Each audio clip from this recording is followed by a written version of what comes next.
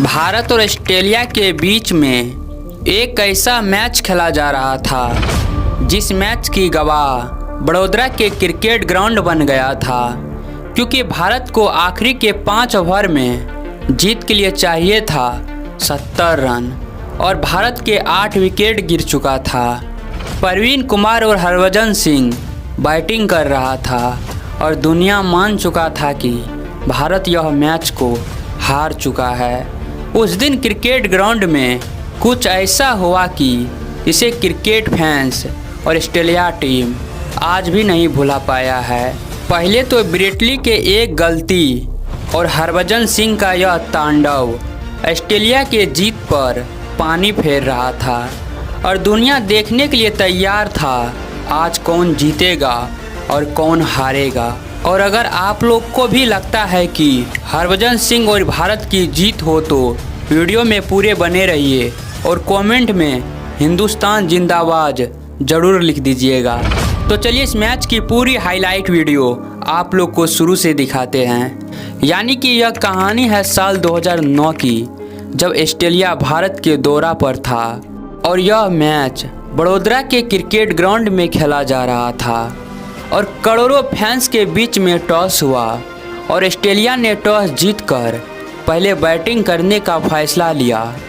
वैसे तो ऑस्ट्रेलिया का पहला विकेट बहुत जल्द ही गिर गया शेन वाटसन के रूप में, लेकिन उसके बाद ऑस्ट्रेलियाई बल्लेबाज ने भारतीय गेंदबाज को तबाही का मंजर दिखा दिया, क्योंकि जहां पर टिम पेन ने 50 रन बनाया वहीं पर रिकी पॉन्टिंग ने कप्तानी पारी खेली और 74 रन बनाया और लास्ट में कैमरून वाइट और माइकल हसी ने भारतीय गेंदबाज को जमकर कुटाई किया, क्योंकि कैमरून के 51 रन मिलाकर और माइकल हसी के 73 रन मिलाकर ऑस्ट्रेलिया एक विशाल जैसे टारगेट भारतीय टीम के आगे खड़ा कर दिया 292 रन का।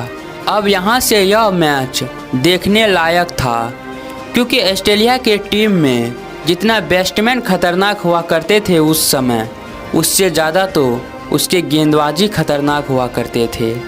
और भारतीय पारी के शुरुआत करने के लिए सचिन तेंदुलकर और वीरेंद्र सहवाग की जोड़ी क्रिकेट ग्राउंड के अंदर आए और ब्रेट ली के पहले ही गेंद पर सहवाग ने कवर के ऊपर से एक शानदार चौका जड़ देते हैं और दूसरे ही गेंद पर डीप मिड विकेट के दिशा में एक और शानदार चौका लगाकर भारतीय फैंस के हौसले को बढ़ा देते हैं। सचिन तेंदुलकर और वीरेंद्र सहवाग दोनों ने मिलकर 3 ओवर तक में भारतीय स्कोर बोर्ड को 25 रन तक पहुंचा दिया था, लेकिन अगले ही ओवर में ब्रेट ली अपना काम कर देते हैं, यानी कि सहवाग को पेवेलियन के रास्ता दिखा देते हैं।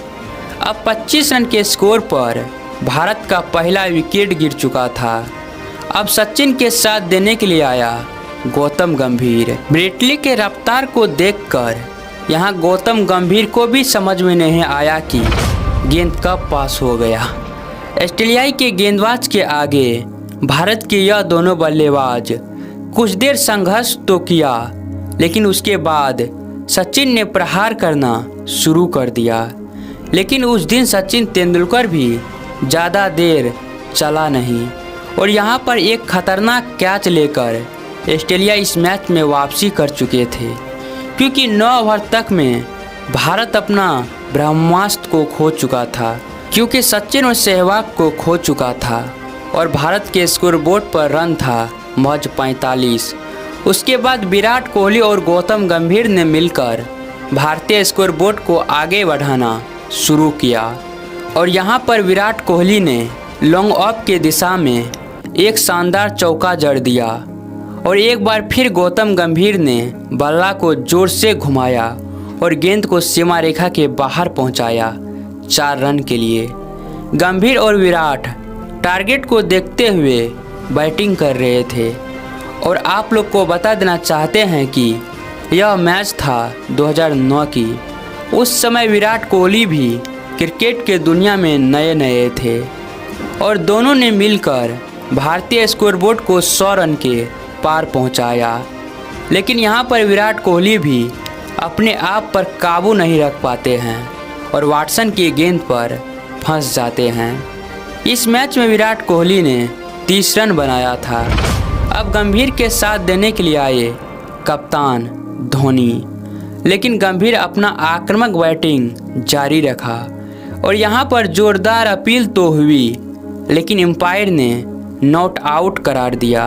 उसके बाद धोनी ने ऑस्ट्रेलिया के गेंदबाज का खबर लेना शुरू किया, लेकिन कंगारू अपने हरकत से बाज कहाँ आने वाले थे और बार बार अपील किए जा रहे थे, क्योंकि उसको पता था कि गंभीर ग्राउंड में टिक चुके हैं। लेकिन इसका असर धोनी पर जरा सा भी नहीं हो रहा था और धोनी अपने ही मूड में धो रहा था। धोनी इसी शानदार चौके की मदद से भारतीय स्कोरबोर्ड को 150 रन के पार पहुंचा देते हैं और दूसरी तरफ गंभीर भी अपना अर्धशतक बनाकर खेल रहा था। अब तक तो सब कुछ सही चल रहा था, लेकिन यहाँ पर जॉनसन गंभीर की उम्मीद पर पानी फेर देते हैं, क्योंकि जॉनसन के यॉर्कर गेंद पर गंभीर LBW आउट हो जाते हैं और इस मैच में गंभीर 68 रन बनाया था। अब 96 गेंद में भारत को जीत के लिए चाहिए था 126 रन। पहले तो यहाँ पर धोनी ने एक शानदार चौका लगाया, उसके बाद सुरेश रैना ने एक लंबा छक्का लगा दिया और अगले ही गेंद पर एक आसान सा कैच सुरेश रैना देकर पेवेलियन के रास्ता चल दिया। और यहाँ पर सुरेश रैना आउट हुए ही थे कि भारतीय फैंस सांस भी नहीं लिए थे, धोनी भी कैच आउट हो गया। उसके बाद हरभजन सिंह और जडेजा ने मिलकर भारतीय स्कोरबोर्ड को 200 रन के पास तो पहुंचाया, लेकिन यहां पर जडेजा भी LBW आउट हो गया। अब 201 रन के स्कोर पर भारत के 7 विकेट गिर चुका था। लगभग यह मैच को भारत हार ही चुका था, लेकिन भारतीय फैंस की उम्मीद तो यहां पर बढ़ गया जब हरभजन सिंह कंगारू गेंदबाज के अपने हाथों में लिया और गेंद को सीमा रेखा के बाहर पहुंचाया 6 रन के लिए और यहां पर एक और लंबा छक्का लगाकर भारतीय फैंस की उम्मीद को जगा दिया। जब भारत को 30 गेंद में चाहिए था 70 रन, तो हरभजन सिंह ने यहां पर एक और शानदार चौका लगाकर कंगारुओं की उम्मीद पर पानी फेरने लगा। उसके बाद हरभजन सिंह और परवीन कुमार ने क्रिकेट ग्राउंड में ऐसा भौकाल मचाया कि कंगारू गेंदबाज के आंखों से आंसू निकल गया और इसी 4 रन की मदद से भारतीय स्कोरबोर्ड भी 250 रन तक पहुंच गया। लेकिन अभी भी जीत के लिए 19 गेंद में 43 रन बनाना था और यहां पर ब्रिटली के गेंद पर एक लंबा छक्का लगाकर ब्रिटली का मुंह कान सुखा दिया हरभजन सिंह। उस दिन परवीन कुमार और हरभजन सिंह कंगारुओं के घमंड को तोड़ ही नहीं रहा था, बल्कि उसको बता भी रहा था कि हम भारतीय गेंदबाज हैं, ज़रूरत आने पर बैटिंग भी कर सकते हैं। अब आखिरी के 7 गेंद में भारत को जीत के लिए चाहिए था 15 रन और यहाँ पर हरभजन सिंह ने एक और छक्का लगाकर भारतीय फैंस की उम्मीद को पूरी तरीके से जगा दिया और उसके अगले ही गेंद पर एक और शानदार चौका लगाया और यहाँ पर परवीन कुमार ने एक लंबा छक्का लगाकर भारत को जीत दिला दिया। उस दिन यह दोनों बल्लेबाज ने कंगारुओं के घमंड को चकनाचूर कर दिया था। तो हरभजन सिंह और परवीन कुमार के नाम इस वीडियो पर एक लाइक और एक कमेंट तो ज़रूर लिख दीजिएगा और कमेंट में जय हिंद। तब तक के लिए चलते हैं किसी इंटरेस्टिंग वीडियो के साथ, फिर मिलते हैं। तब तक के लिए जय हिंद, जय भारत, वंदे मातरम।